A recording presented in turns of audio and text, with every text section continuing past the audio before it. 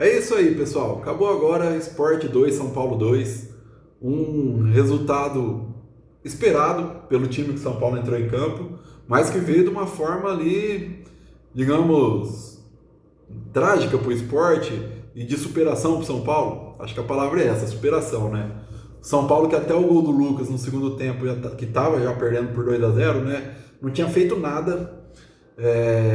Jogadores muito abaixo, jogadores que tiveram oportunidade. É bom a gente pontuar isso, porque quando você vai com um time misto, é a oportunidade de jogadores que quase não entram nos jogos, né? É a oportunidade deles de mostrarem serviço. E hoje não foi o caso. Então, antes de falar do jogo, falar do resultado, eu queria pontuar duas coisas. Primeiro, o São Paulo não tem um elenco forte. É evidente isso, né? Para mim hoje isso ficou evidente de uma maneira claríssima.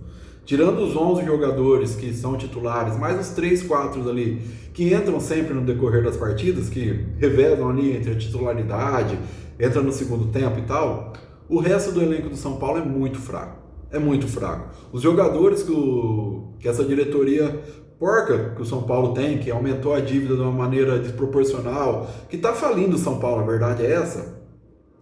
Essas contratações que eles trouxeram por último, de Deno e Tapia, eu vou falar para vocês, tomara que eu queime minha língua, que eles consigam dar a volta por cima e que façam grandes jogos, que tragam títulos para o São Paulo e tal.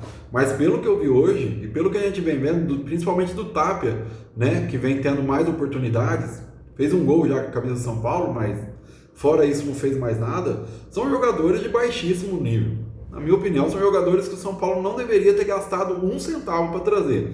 Queria saber a opinião de vocês, aproveitar esse gancho, né? De pedir a opinião de vocês, pedir para que vocês se inscrevam no canal, deixem o like, eu sempre esqueço de pedir. Se vocês puderem, ajuda muito a gente aqui que faz vídeo aqui pro YouTube, tá jovem? Então, ficou evidente que o elenco do São Paulo não é forte. Quando você muda muitas peças ali, o São Paulo fica um time medíocre para baixo. Talvez estaria brigando pela zona de rebaixamento, se fosse o caso. E ficou evidente também que dá para entender o porquê o São Paulo insiste tanto em jogadores tão veteranos, não dá tanta chance para os meninos da base.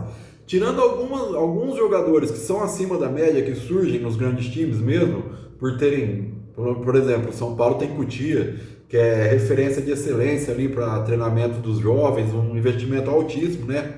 Mais de 40 milhões de reais por ano são investidos em Cotia. Surgem jogadores dessa classe, que com 16, 17 anos vai pôr para jogar, vão desempenhar, vão conquistar coisas ali com clubes, vão ser vendidos com preço alto e tal. Mas tirando esses jogadores dessa classe, que não são muitos, o São Paulo também tem uma base fraca. Não vou pôr o Yang nessa lista, porque eu acho que seria injusto com ele.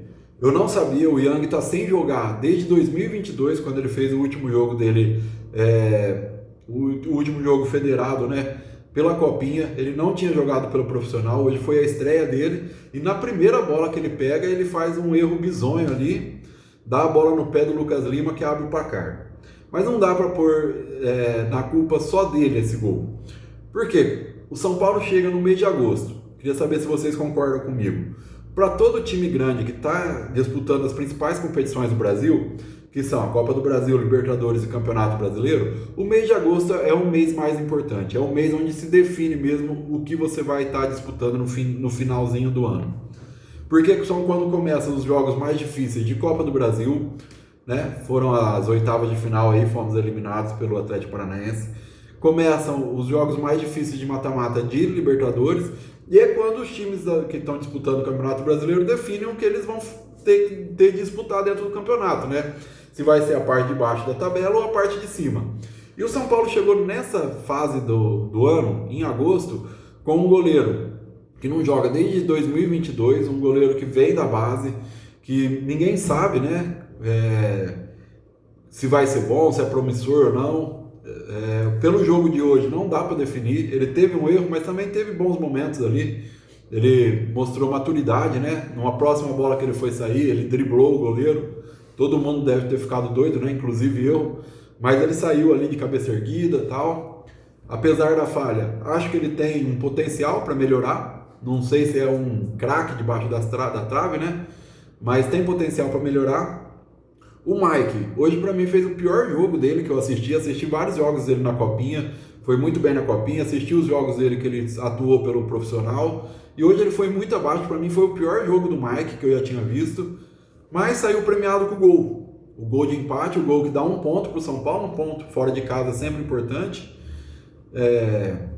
mas na minha opinião foi o pior jogo do Mike, e eu também não tenho opinião formada se o Mike é o futuro da lateral de São Paulo, se ele é bom de bola ou não. Para mim, ofensivamente hoje, defensivamente, ele foi péssimo, tá? Apesar do gol. O jogador de São Paulo que entrou, esqueci o nome, me fugiu agora. Esse sim, bom de bola, o Henrique Carmo, se eu não me engano, é isso aí, né? Henrique Carmo entrou um ponta esquerda, ponta direita, né? Ele vem cortando para a esquerda para finalizar sempre. Esse sim, esse é o tipo de jogador esta classe que eu estava falando. Jogador que entrou e mudou o jogo. Todos os jogadores do São Paulo, eles estavam muito abaixo do que eles podem render e alguns rendendo o que podem mesmo, que é pouquíssimo, né? O Henrique Carmo entrou e mudou o jogo. Ele que deu a primeira assistência, uma batida de escanteio boa, que o Lucas subiu sozinho, golaço, na minha opinião, de cabeça, e fez várias jogadas. Esse é o tipo de jogador essa classe que eu falo que surge nas categorias de base desses clubes gigantescos, né? Como é o São Paulo, pela estrutura que tem, pela visibilidade que tem, né? Todo pai quer que o filho jogue nos principais clubes do país e que seja vendido para fora, para os principais clubes da Europa, e eles buscam nesses clubes mesmo. Você não vê um Real Madrid, um Barcelona, um Manchester City contratando jogadores, por exemplo, com todo respeito, jogadores de Série B, Série C. Você não vê, você vai ver eles contratando dos principais times do Brasil. Então esses jogadores dessa classe, eles aparecem mesmo nesses clubes. E o Henrique Carmo parece ser um jogador desse, muito bom. Já na transmissão eles falaram que o PSV da Holanda já estava de olho nele, né? Tem uma multa altíssima.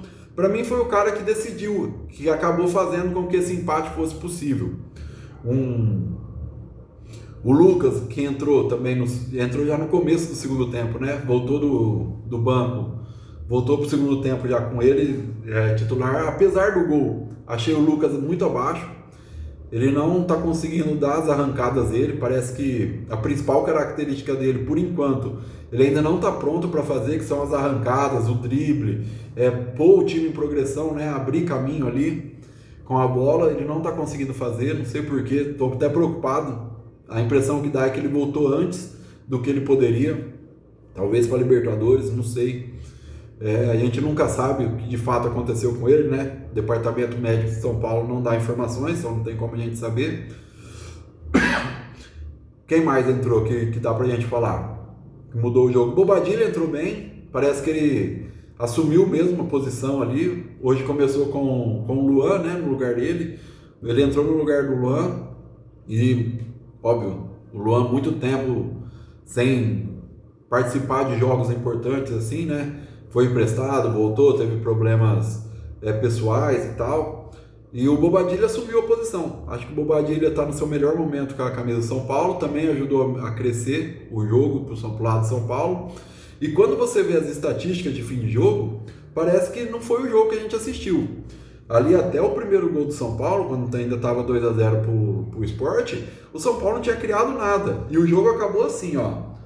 Chutes, São Paulo 18, Sport 8, chutes a gol, São Paulo acertou 8 chutes a gol, o Sport 5, posse de bola 67% do São Paulo, e o São Paulo ainda teve 10 escanteios. Não dá para entender que esses números são desse jogo, né? Vocês que com certeza acompanharam o jogo devem estar pensando a mesma coisa que eu. O São Paulo terminou muito melhor, talvez merecesse até o terceiro gol, não sei.